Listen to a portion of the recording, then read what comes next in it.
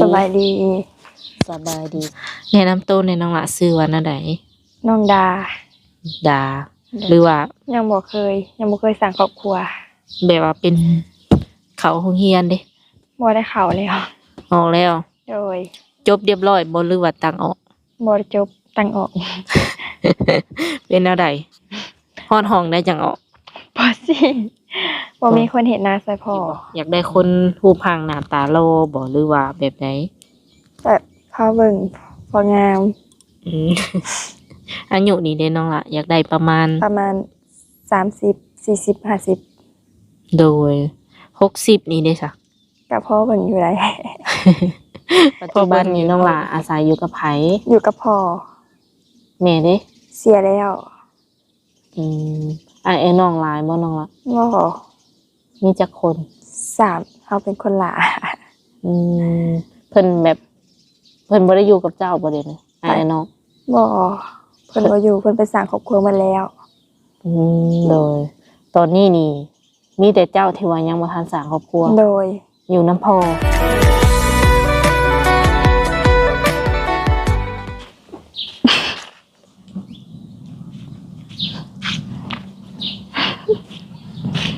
โอเคหันหลังไปยังน้องเพิ่นย่างให้แบบนั้นทุกคนเบิ่งแบบเฮาเบิ่งทางนี้ก็คือว่าสูงอยู่นะน้องหลาว่าเม็ดอิหยังก็50ปลายเนาะโดย54บ่เห็นจะสูงกว่าข่อยบ่แม่เบิ่งแนวนี้ถ้าว่าจะสูงกว่าข่อยนี่มันอยากเกือบ60อ่ะนะสูงเนาะแล้วก็เป็นคนหุ่นดีเนาะคิงบางห่างน้อยทุกคนโอเคเดี๋ยวสัมภาษณ์กันก่อนโดยสวัสดีสบายดีสาวโสดหน้าใหม่เนาะทุกคนวันนี้ก็พามาหาเป็นครั้งแรกหรือว่ามือทำอิฐผู้จบผู้งามตัวแนะนำตัวในน้องละชื่อว่านั่นใดน้องดาอายุจักปี17สิเข้า18แล้วยังบ่ทันฮอด18จำเนาะโดย ผ่านมาเคยมีผู้บ่าวบ่น้องละที่ผ่านมาบ่โดยเคย ถึงขั้นใดสร้างครอบครัวบ่หรือว่ายังบ่เคยสร้างครอบครัวแบบว่าเป็นแฟนนี่เคยมีอยู่เนาะโดยคือตอนนี้นี่โสดบ่โสดเลิกลากันเรียบร้อยโดยคบกันโดนสูดนี่ประมาณจักเดือนประมาณ2 เดือนโอเค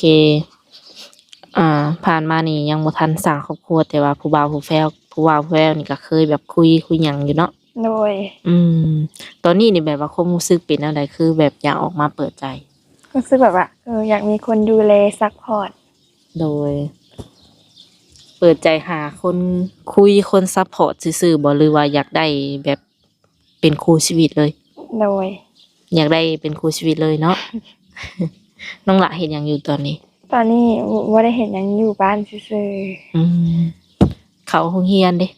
บ่ได้เข้าแล้วออกแล้วโดยจบเรียบร้อยบ่หรือว่าตั้งออกบ่ได้จบตั้งออก เป็นแนวใดฮอดห้องได้จังออกบ่สิบ่มีคนเห็นหน้าใส่พ่อหากหนังสือนี้อ่านได้อยู่บ่น้องละพออ่านได้อยู่ภาษาลาวภาษาไทยเด้ได้ถือว่าสื่อสารกันได้อยู่เนาะโดยบ่ได้เรียนแบบว่าจบสูงแต่เฮาก็สามารถอ่านออกเขียนเป็นโดยปัจจุบันนี้ก็อยู่บ้านนั่นล่ะบ่โดยบ่ได้เฮ็ดงานหยังบ่ตั้งแต่ใหญ่เป็นสาวมานี่บ่เคยไปไทยบ่เคย อยากไปอยู่บ่น้องล่ะโดยแบบว่าถามพ่อถามแม่เพิ่นก็อยากให้เฮาไปหาเงินอยู่ไทยอยู่บ่โดยแล้วคิดว่าแนวใดคิดว่าสิไปปีใดประมาณปีหน้าคันยังบ่มีคู่นี่ก็สิไปหาเงินบ่โดย คันมีคู่ก่อนนี่ก็สิเอาก่อนบ่ก็น่าจะแม่น เคยเปิดใจแล้วบ่น้องละบ่อันนี้เป็นครั้งแรกบ่แม่นยังอยากตื่นเต้นอยู่เนาะ ซิวๆเนาะคือเฮาแบบคุยกันเล่นนี่แหละเนาะโดยครั้งแรก ยังบ่เคยเปิดน้ำส่องใดสิบ่โอ้ยันว่าเคยแบบถูกสัมภาษณ์มาแล้วจากช่อง2 ช่องจังซี่นะ พร้อมแล้วบ่พร้อมที่จะแบบคุยกับผู้บ่าวแล้วบ่ โดย จากที่ว่าโทรศัพท์เงียบนี่ก็อาจสิแบบว่าติ้งๆตังๆแน่เนาะบัดนี้ อืมเปิดใจมื้อนี้นี่อยากได้ผู้บ่าวทางใดน้องล่ะ ฝั่งไทย ลาวต่างประเทศได้ซะ ได้ อืม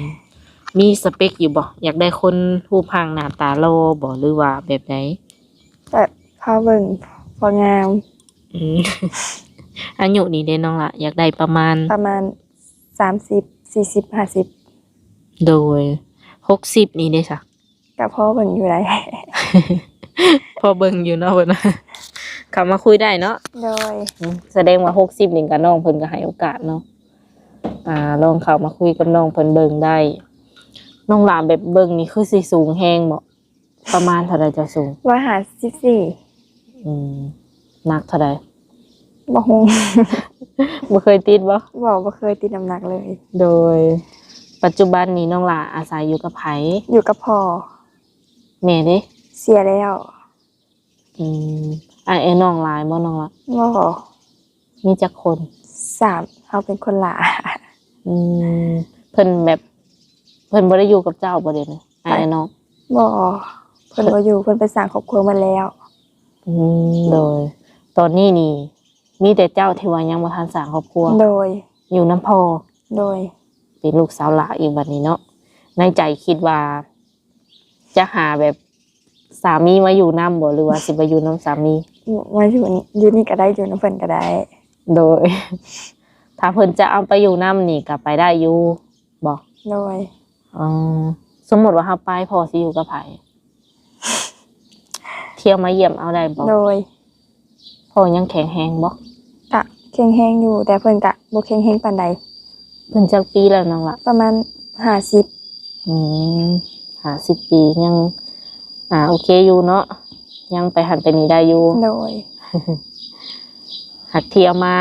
เบิ่งเที่ยวมาแย่งเพิ่นนี่ก็ได้อยู่สมมติว่าเฮาไปอยู่ไทยจังซี่เนาะ คือเจ้าเองนี่บ่เคยไปแบบสมมติว่าได้ไปอยู่ไทยอีหลีนี่สิบ่คิดฮอดบ้านบ่ คิดฮอดอยู่ กะว่าจะอดได้บ่นั่นล่ะ กะน่าจะอดได้อยู่ บ่เคยไปจักเทื่อเด้ โดย เคยออกจากบ้านแบบไปไสไกลสุดบ่ เคย ไปไสเนาะ เวียงจันทน์ ไปยังอะนะฮะ ไปเฮ็ดเวียกคือกัน ไปเป็นลูกจ้างเพิ่นนี้ โดย ไปเฮ็ดหยังเนาะล่ะแบบงานเอียง เอาน้อง เอาน้องเอาเด็กน้อย โดย แสดงว่าเจ้านี่ก็เข้ากับเด็กน้อยได้พอสมควรแม่นบ่ โดย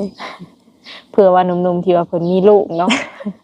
ก็โอเคเข้ากันเลยแบบเฮาเคยอยู่กับเด็กน้อยก็อาจสิเข้าใจเนาะ โดย มักอยู่บ่ผู้ชายแบบว่าเป็นพ่อห้างพ่อหมายมีลูกติด ก็ได้ เจ้าบ่ได้ติบ่ที่ว่าเพิ่นเคยสร้างครอบครัวมาแล้ว บ่ รับได้อี โดย รับได้อีหลีเพิ่นว่าคันว่าลูกเพิ่นรับเฮาได้เฮาก็รับเพิ่นได้เนาะ โดย โดยตามสถานการณ์บางคนกับลูกเพิ่นบ่มักก็อาจจะไปกันบ่ได้ โดย ส่วนตัวแล้วมักผู้ชายนิสัยแบบใด นิสัยแบบใจดีมาเอาใจ หมายถึงเอาใจเฮานะ โดย ก็เดียวว่าเอาใจตัวเอง เอาใจตัวเองนี่ยอมเลย ยอมเลยมีจุดที่ว่าน้องบ่มักบ่ มี จุดใดแน่ที่ว่าเฮาบ่มักอ่ะ เฮาบ่มักบ่นิสัยน่ะ คือว่าใจร้อนให้ใส่บ่มักเลยตัวนี้ มักคนแบบว่า อารมณ์ดีแบบเว้าดีนำ โดย โดย บัดโตของน้องเองนี่เป็นคนแบบประมาณใด ของเฮาแบบอารมณ์เย็นสุดเลย แม่นบ่ โดย เย็นสุดเลยเพิ่นว่าส่งสิหายบ่เป็นเนาะ โดย หายเป็นอยู่บ่ บ่เคยให้ไผเลย หมู่คู่นี่ได้แบบอยู่บ้านอยู่อย่างหลายอยู่บ่ บ่อยู่นำกันกับหมู่2คน ตัว โรงงานโรงงานแถวบ้านเฮานี่บ่ได้ไปเฮ็ดบ่น้องล่ะ บ่เคยไปเลย โดยคือการหาคู่แนวนี้นี่แบบทางพ่อเพิ่นฮู้อยู่บ่ว่าเฮาออกมาเปิดใจ โดย เพิ่นว่าแนวใดอนุญาตอยู่บ่ โดย เพิ่นบ่ได้ให้บ่ที่แบบเอ้าสิมีคู่ไว้แท้จังซั่นน่ะสิ บ่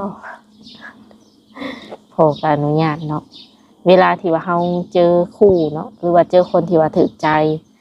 ต้องให้พ่อเป็นคนสแกนหรือว่าเลือกให้บ่หรือเฮาสิเลือกเอง พ่อก็ได้เลือกให้ลูกเองเลือกก็ได้ เด้อถ้าสมมุติว่าน้องมักแต่ว่าพ่อบ่มักนี่คิดว่าสิเฮ็ดแนวใด บ่รู้คือกัน ยังบ่เคยเจอวะ โดย ยังบ่เคยเจอสถานการณ์แบบนี้บ่ โดย มีเนาะเฮามักผัดพ่อผัดบ่มักจังซี่ โด นะ ย อืมที่ยังน้องเพิ่นก็ยังน้อยเพิ่นยังบ่เคยมีประสบการณ์ทางแบบนี้นะเนาะ โดย อืมแต่ละมื้อเฮ็ดหยังแน่เนาะวะ เฮ็ดเวียกในบ้านนี่แหละแบบนึ่งข้าวล้างถ้วยเฮ็ดกินในบ้านเฮ็ดกันนี่แต่งกินเองนี่แหละ เฮ็ดกินก็เป็นบ่ โดยก็พอเป็นอยู่ บ่เป็น เฮ็ดเฮ็ดกินแซ่บอยู่บ่ กับพอได้ อยู่เฮือนลักๆนี่แม่นเจ้าบ่เป็นคนแต่งอยู่ครัวกินให้พ่อ โดย นอกจากแต่งอยู่ครัวกินแล้วก็ซักผ้าเท่านั้นแหละเนาะ โดย อืมไปหาอยู่หากินก็เป็นบ่ บ่เป็น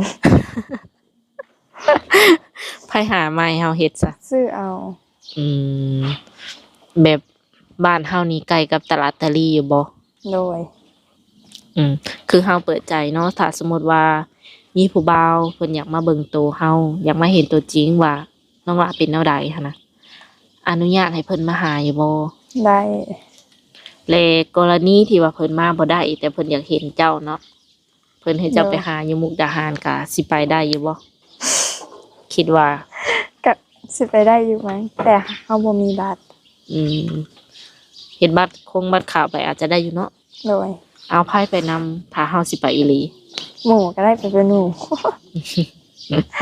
อย่าเราชวนพ่อไปเบิ่งนำ ยานเพิ่นบ่ไปบ่ โดย เวลาที่น้องหลาสิไปไสมาไสนี่ต้องได้บอกพ่อก่อนบ่ โดย พ่อต้องทำฮู้ครั้งแน่ โดย อืมถ้าผู้บ่าวเห็นคลิปนี้แล้วนี่ เขาอยากติดต่อกับเจ้านี่เฮ็ดแนวใดมี ลาย มีหยังแจกเพิ่น ลาย เพจเด้ บ่มี เล่นแต่ไลน์ โดย พร้อมที่จะตอบแชทแล้วบ่ โดย พร้อมเสมอ เด้อกลางคืนนี้นอนจักโมง ประมาณ 7:00 นหรือ 8:00 นประมาณนี้ อ๋อ7 โมง 8 โมงก็บ่ดึกได้เนาะนอนแต่เว้นแฮงมันบ่มีแนวเฮ็ดบ่เลยนั่นน่ะ บ่มีแนวเฮ็ด แบบกลางเว้นแบบนี้เด้ซะเฮาเฮ็ดหยังแบบแต่ละมื้อ บ่ได้เฮ็ดหยังบางมื้อก็แล้วเวียกก็มาเล่นน้ำหมู่อยู่กับหมู่ ชีวิตประจำวันบ่มีหยังหลาย โดย มักไปเล่นไปเที่ยวอยู่บ่ บ่ ปาร์ตี้ได้ บ่เคย ในใจมักอยู่บ่ผู้ชายเล่นเที่ยวกินเหล้ากินเบียร์ แต่เบียร์กับเหล้าบ่มักผู้ชายกินเบียร์กินเหล้า อืมบ่ให้กินเลยบ่หรือว่าแนวใด บ่หายเลยแบบบ่มัก เออผู้ชายกินเหล้ากินเบียร์เฮ็ดแนวใดบัดนี้น้องเพิ่นบ่มัก อืมสูบยาได้บ่ ก็ได้ สูบยาสูบบุหรี่ธรรมดานี่เด้เนาะ ได้ อืม เหล้าเบียร์เขาผ่านเลย คันเฮามีผู้บ่าวแบบอายุห่างกับเฮาหลายนี่เฮาสิบ่อายคนบ่คิดว่า บ่ ไทยบ้านไทยเมืองท่วงเลยซะ ก็บ่ว่าหยังดอกอันน่ะ ก็ยาเขาบ่ โดย โดยถือว่าน้องเพิ่นก็มีความจริงจังเลยก็ตรงไปตรงมาดีเนาะแบบคือบ่มีพิษมีภัยนะแบบคิดอะไรก็ว่าออกมา อาจจะยังตื่นเต้นแหน่จักหน่อยบ่ ตื่นเต้นอยู่บ่ โดย บ่เคยแบบออกกล้องแบบนี้เลย บ่เคยเลย วันที่นี่อยู่ๆแล้วมาแบบว้าวเนาะก็อาจจะตื่นเต้นเลย โดย อืมแจกเป็นไลน์ช่วงเวลาที่ว่าเฮาแบบสะดวกคุยสายกับเพิ่นหรือว่าตอบแชทนี่ประมาณใดน้องอะช่วงเวลาใด ประมาณแต่ก็ได้ ทักมาได้ตลอดเลย โดยคันเฮาบ่ว่างเฮาก็บ่ได้ตอบ อืมคันคือแบบบ่มีเวลาที่ว่าสิว่าไดเวลาคงที่นี่บ่มีเนาะ โดย เวลานี้ว่างแท้ๆนี่ก็บ่ฮู้ โดย เพราะว่าเฮาบ่ได้เฮ็ดหยังเลยเนาะ โดย ก็ทักมาได้ตลอดบางทีว่างก็ตอบบ่ว่างก็แม่นเฮ็ดเวียก โดย ถ้าเพิ่นจะมาหาเจ้านี่สามารถมาหาได้อยู่ไส ได้อืม อยู่เฮือนบ่หรืออยู่ไส อยู่เพื่อนก็ได้ อืมคันมาแล้วบ่เห็นอยู่เฮือนนี่สิไปหาอยู่ไสบ่เจ้าอยู่ไสมักอยู่ไสหันนะ สลายหมักแต่มาไปเพื่อนนี่ อยู่นี่บ่ โดย อืมให้หน้าตะกร้านี่เฮ็ดอยู่บ่แต่ละปี เฮ็ด กับพ่อสองคนนะ โดย เก่งอีหลีเจ้าก็เฮ็ดเป็นบ่น้องล่ะ โดย ข้าวน้ำซ้ำปลานี่ได้หลายอยู่บ่แต่ละปี บ่ ฐานะครอบครัวเฮาเป็นประมาณใดซะ หึ หมายถึงว่าฐานะครอบครัวเฮานี่ทุกข์ยากบ่หรือว่าพออยู่พอกินหรือว่าร่ำรวย พออยู่พอกิน อืมพอได้กินเนาะ โดย พ่อบ่เป็นคนที่หาเงินหาค่ำแบบว่าเลี้ยงดูเฮาหรือว่าอ้ายไอ้น้องเพิ่นยืน อ้าย หลักๆเป็นอ้ายเป็นคนยืนเนาะ โดย อืมถ้ามีคนพร้อมดูแลพร้อมซัพพอร์ตเฮาเนาะ โดย แลเพิ่นอยากให้เฮาคบกับเพิ่นผู้เดียวอยากให้เฮาปิดใจกับเพิ่นผู้เดียวนี่คิดว่าสิเฮ็ดได้บ่ หรือว่าแนวใด โดย เข้าใจอยู่บ่แบบปิดใจเพื่อเพิ่นผู้เดียว คือความหมายต้องคุยกับเพิ่นผู้เดียว โดย หากคุยหลายคนจังซี่นะคิดว่าจะเฮ็ดได้บ่ ยังบ่ ยัง อืมผู้ชายขี้หึงขี้หวงนี่มักอยู่บ่ซะในความคิดเฮา ก็ส่วนหลายก็มักอยู่แต่ว่าห่วงหลายก็บ่มักแบบเฮาก็อยากมีแบบสไตล์แบบส่วนตัวแน่นะ อืมหมายถึงห่วงหลายนี่แบบ คุยตลอด24ชั่วโมงสิบ่หรือแนวใด บ่แบบว่าหมายความว่าการแต่งตัวนี่นะ อ๋ออยากแต่งแบบในสไตล์ที่เฮามักแน่ แม่น อืมมิดชิดอะไรกับบ่โอเคบ่ โดย น้องเพิ่นแต่งตัวเพิ่นก็บ่ได้ถึงขั้นว่าสิโป๊ะหรือว่าอิหยังเนาะ โดย อืม เรื่องการแต่งตัวนี่คืออยากตามใจเจ้าของแน่ โดย ถ้าว่าเพิ่นบ่ให้ไปลิ้นนี่เด้ หึ ถ้าสมมุติว่าคบกันแล้วเพิ่นบ่ให้ไปลิ้นนี่เด้ซะ ได้ อ๋อ รักไปว่ะ นอนเด้อค่อยนอนเลยเด้อว่ะ เอายกน้องเพิ่นซื่อๆเนาะกินข้าวกินน้ำแล้ว กินแล้ว โดยแล้วจังนี้นี่สิไปใส่โต นอนเล่น นอนเล่นผู้บ่าวเด้อขออนุญาตถามตรงๆผู้บ่าวอยู่บ้านนี่เขาบ่ได้มาจีบเฮาบ่ บ่ โอ้เป็นหยังเนาะคือว่างามผู้เจ้าผู้งามคือว่ามีคนมาจีบ บ่ หรือถ้าเฮาอยู่บ้านนี่สไตล์แบบบ่คุยกับไผเลยบ่ โดย แบบว่าซื่อๆแบบบ่มักแบบว่าซุ่มซิงบ่ โดย เขาจังบ่เข้ามาจีบเนาะ น่าจะแม่น เดี๋ยว FC ก็สิแปลกใจว่าเอ้าผู้บ่าวอยู่บ้านบ่มีบ่หั่นนะถามเบิ่งเนาะตอนนี้นี่บ่คิดอยากไปเรียนต่อแล้วบ่ ได้เรียนอยู่แต่บ่กล้านี่ บ่กล้าแบบใด อายบ่กล้าเข้า จบป .4 เนาะบ่แม่นม .4 เนาะ โดย จบป .4 เขาสิไปต่อป .5 ติ บ่ ก็คือแบบคือใหญ่กว่าหมู่ แม่นอายเด็กน้อย โดยตอนนั้นนี่เป็นหยังคือออกกลางคัน ตอนนั้นพอดีบ่มีเพจหน้าใส่พ่อ ตัดสินใจออกเองเลย หรือว่าเพิ่นให้ออก ตัดสินใจออกเองเลยแบบบ่มีไผซอยเฮ็ดนานํพ่อมีพ่อผู้เดียวอยู่เรียนเฮ็ดนาผู้เดียวเลยตัดสินใจเลยออกโรงเรียน แม่เพิ่นจากเฮาไปได้จักปีแล้วน้องล่ะ แม่จากไปตั้งแต่เฮา11 ปี 4 5 6 ปี 7 ปีเนาะ โดย โดนพอสมควรก็เลยว่าออกมาซอยพอดีกว่า 2 คนน่ะก็ดำเลยก็ไถนาดำโลกาอิหยังประมาณอยู่ใน2 คนนั้น โดย บ่ได้จ้างแบบแรงงานมาเพิ่มเลยบ่ บ่จ้างก็เขาบ่มา โอ้ เวลาฉุกเฉินหรือว่าจำเป็นนี่เฮามีที่พึ่งพาอยู่บ่ มี โดยก็ถือว่าดีอยู่เนาะ โดย อืม ก็ประมาณนั้นเนาะทุกคนเนาะเรื่องราวผ่านมาของน้องเพิ่นก็บ่มีหยังหลายสำหรับคนใดที่ว่าอยากเข้ามาจีบก็เข้ามาโอ้ลมหรือว่าคุยกับน้องเพิ่นลองเบิ่งคันถ้าแบบเพิ่นทักมาแล้วอย่าลืมรับเพิ่นเด้อ โดย บางคนก็มีหน้าปก บางคนก็อาจจะบ่มีหน้าปก แต่ว่าเพิ่นก็มีตัวตน โดย อืม ถ้าว่าอยากเห็นหน้าเพิ่นก็วิดีโอคอลก็ได้ โดย ย่านน้องบ่กล้ารับอะนะบอกไว้ก่อน โดย โอเคสำหรับคลิปนี้น้องหละมีหยังอยากฝากถึงหนุ่มๆที่สิเข้ามาหาเฮาอยู่บ่ อยากฝากว่า เพิ่นคือ มันอะไรมาบัดเดียวเลยนะตอบมาถึงเลย เดี๋ยวให้ว่าเป็นหยังอยากเว้าอยู่แต่ว่าบ่ออกบ่ แม่น บ่เป็นหยังเนาะ น้องอย่าขี้อายแหน่จักหน่อยทุกคนเลยเป็นคนอารมณ์ดีขี้อายเนาะลองเข้ามาคุยกับเพิ่นเบิ่งคันว่าถึกอกถึกใจก็คบกันเนาะ โดย อืม